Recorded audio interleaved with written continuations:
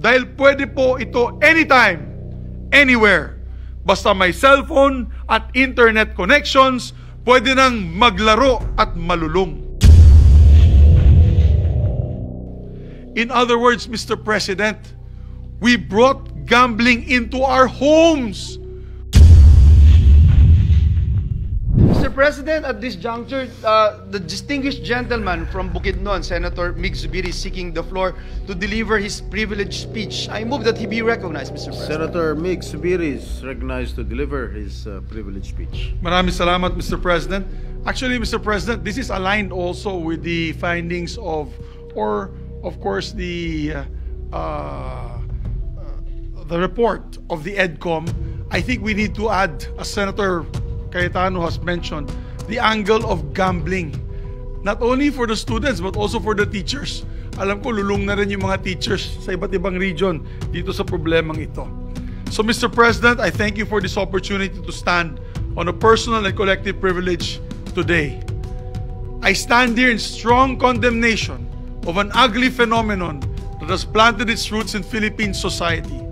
Last Monday, I would like to put on record, I was extremely disappointed that the President did not mention anything about the ills of online gambling during his State of the Nation address. Earlier this month, I filed the Anti-Online Gambling Act together with several of my colleagues here. I believe both Senators Rafi and Erwin Tulfo, Senator Joel Villanueva, Senator Cayetano, Senator J.V. Ejercito, Senator Risa Ontiveros, Senator Lauren Legarda, and Senator Robin Padilla, and many more, Mr. President, which generated a lot of interest from our people. As a matter of fact, with one post of mine, it garnered hundreds of thousands of likes and millions of views from our people. I think this was the most I've ever gotten from one of my posts alone. And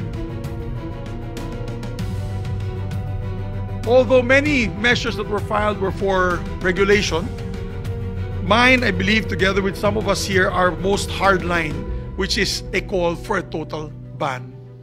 Kaya po siguro talagang nag-viral ang mga headlines tungkol dito dahil halos nalunod po ako sa dami ng messages of support na natanggap ng aking opisina tungkol sa Anti-Online Gambling Act.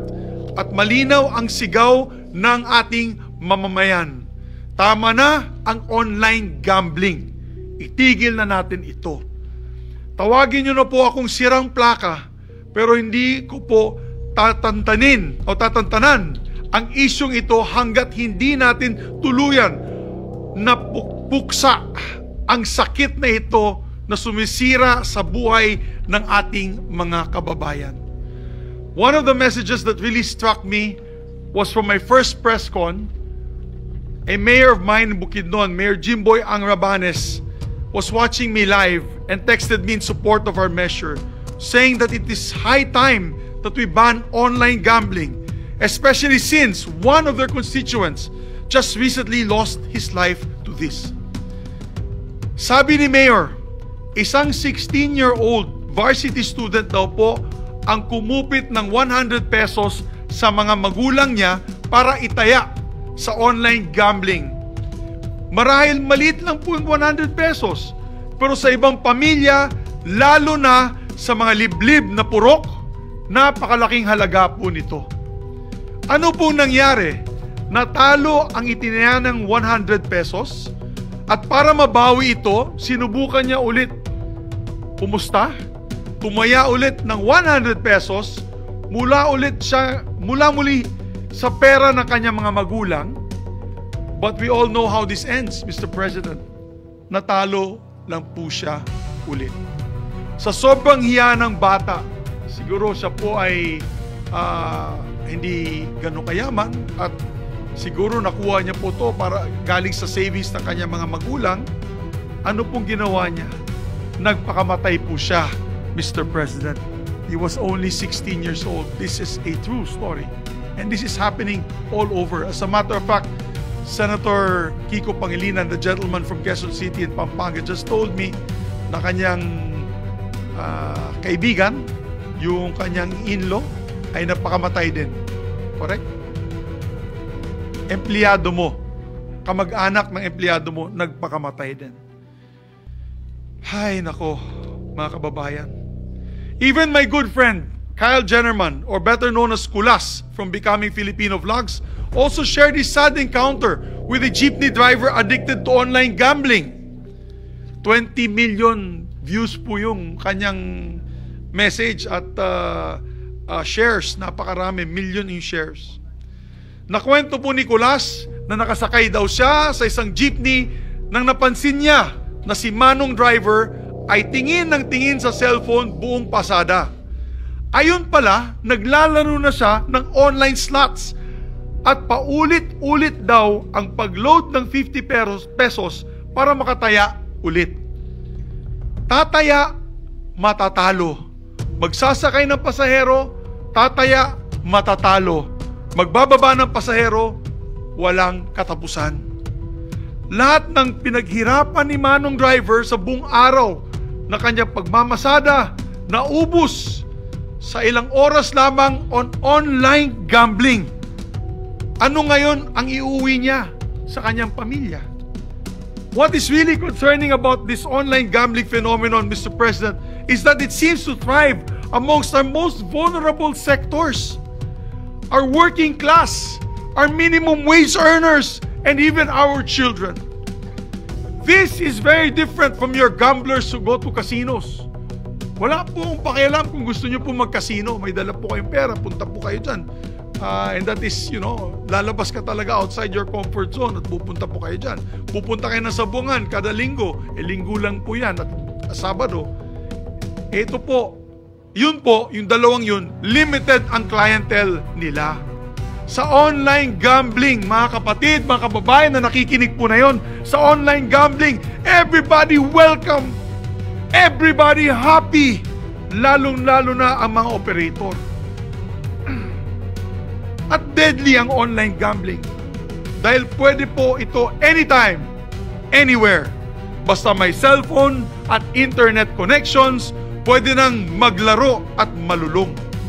In other words, Mr. President, we brought gambling into our homes. We opened our doors in our homes for gambling. Our workplaces and even our places of worship. Tama sinabi po ni Senator Cayetano, pati mga simbahan habang nakikinig sa sermon, naglalaro ng scatter. Pwedeng tumaya pagkagising sa umaga. Pwedeng tumaya habang nakaupo sa kubeta. Pwedeng sa gitna ng trabaho. Pwede sa biyahe pa uwi. Pati 10 oras ng gabi habang nakahiga na at patulog na sana, pwede pa rin dahil hindi naman nagsasara ang online gambling. 24/7 ito, mga kababayan. It also invites users to throw in any amount of money they want. Kahit hindi na mayaman, maengganyo ka na tumaya, mga kapatid. Kasi pwede namang 20 pesos, 50 pesos, meron nga 5 pesos at 10 pesos na taya. Ito na po, mga kababayan, ang bagong weteng. Digital na, pang pamilya pa.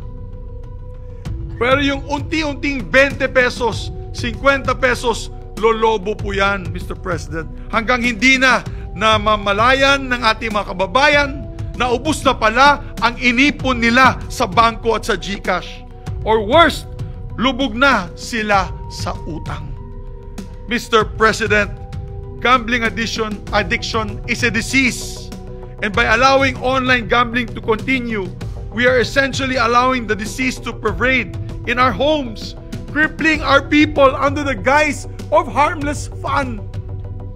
According to the statistics of the World Casino Directory, the Philippines now holds the dubious honor of being the gambling capital of Asia. Hindi na po yung Macau. Hindi na po yung Singapore. We are now the gambling capital of Asia with 79 licensed casinos operating in the country. We even bested Cambodia with its 48 casinos and Macau with only 47. Let me repeat, Mr. President, we are now the gambling capital of Asia. Nakakahiya po ito. This is nothing to be proud of. Luho at addiction po itong pasusugal at number 1 tayo dito.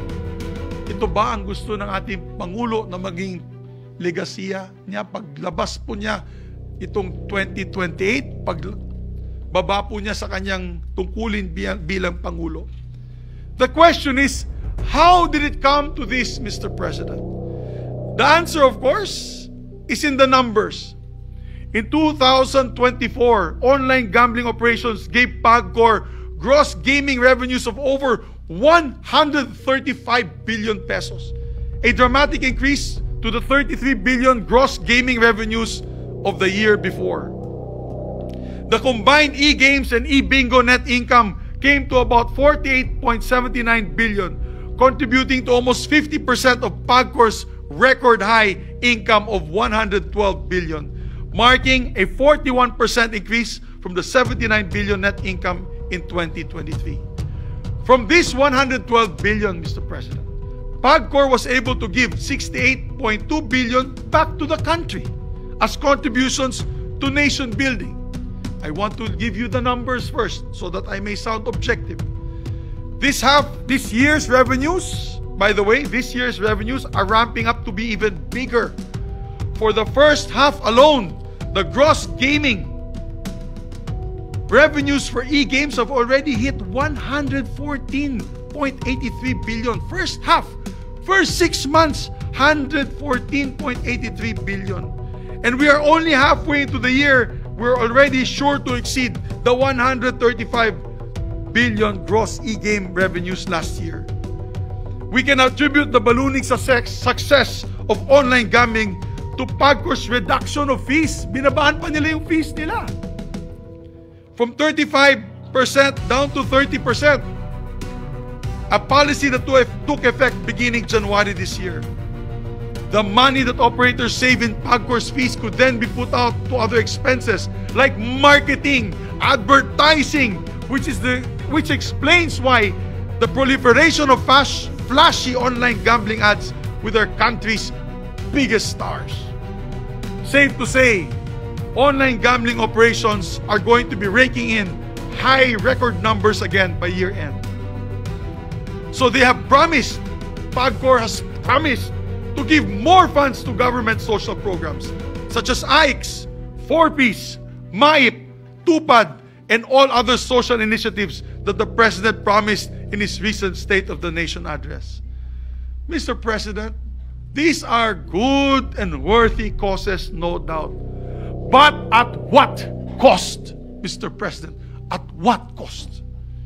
Dapat malaman ng taong bayan na ang kinita ng PAGCOR dyan galing sa mga bulsa ng ating mga mamamayan, mga tatay, mga nanay, mga lolo at lola, ang ating mga anak at mga apo na lulong na sa sugal.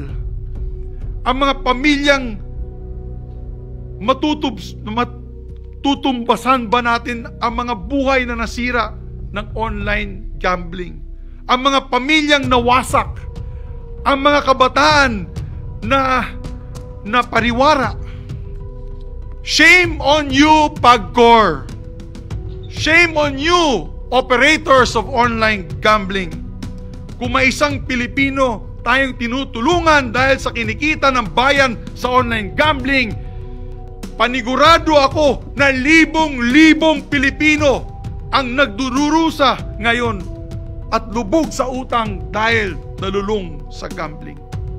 Kung may isang bata tayong mapapaaral mula sa online gambling, mas maraming mga bata rin ang hindi nakakapag-aral dahil na-addict na at kasama na kanilang mga magulang sa scatter at iba't iba pang mga laro sa kanilang cellphone.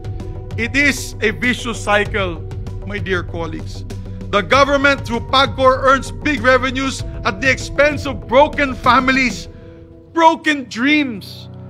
Mapapantayan po ba natin ang kita ng gobyerno sa mga buhay ng nasira at buhay na nawala dahil sa online gambling?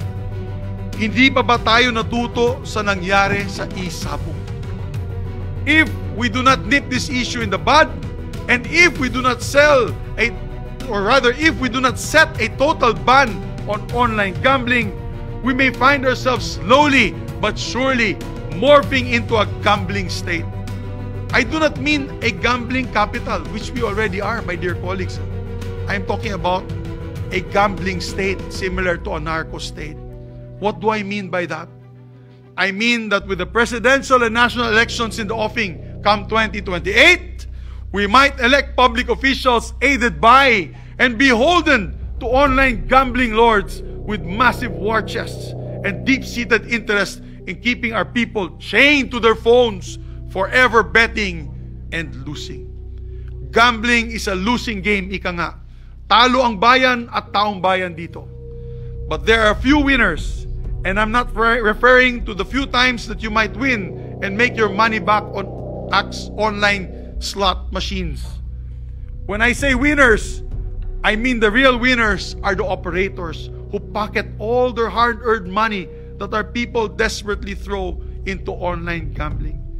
A fact is, when the president did not mention anything about online gambling and at least a move to curb its addiction to its people, the stocks of online gambling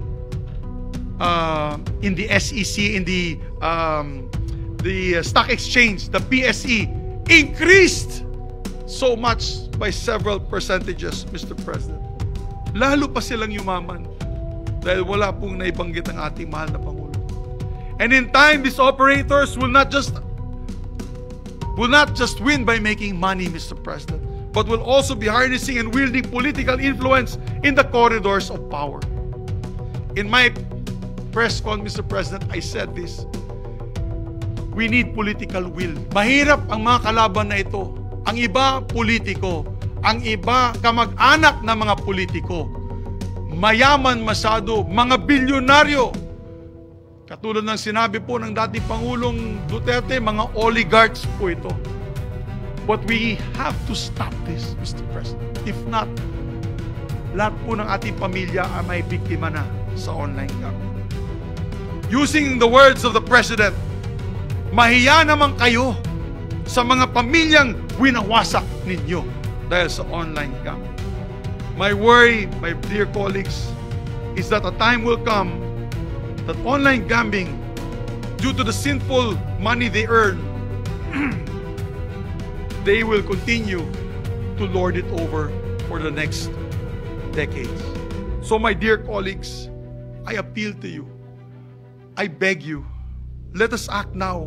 Let us set the policy right while we still can. Maraming salamat, Mr. President, and I leave my faith to the Senate of the Republic of the Philippines. Mabuhay po tayo. Thank you, Senator Mig Zubiri.